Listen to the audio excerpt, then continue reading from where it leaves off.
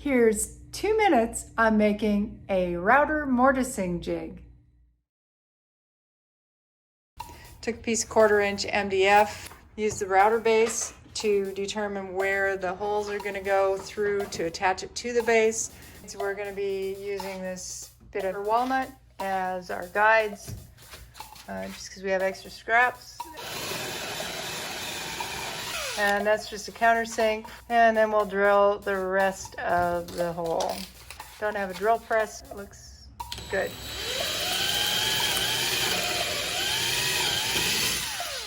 We use a set of 4 screws long enough to go through the walnut guide bars. We tighten these down on the top. Wing nuts or turning handle like you find on a lot of jigs would be another solution. We didn't have those, so we're using what we have. We had to use several long screws with a rounded head and a standard slot on the ends because we didn't have a narrow enough chisel to chisel out for a hex head type bolt.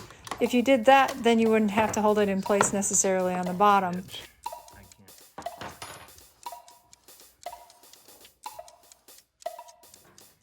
Since our guide is adjustable, we need to make sure that the router bit is centered where we want it between the markings for our mortise on the top of the breadboard end. This setup allowed us to do 2 separate bits within the same mortise.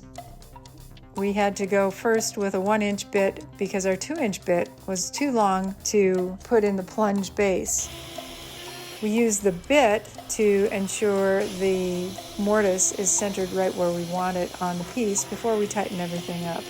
We slide the router along the piece, plunging different depths as we go, using the plunge depth guide on the router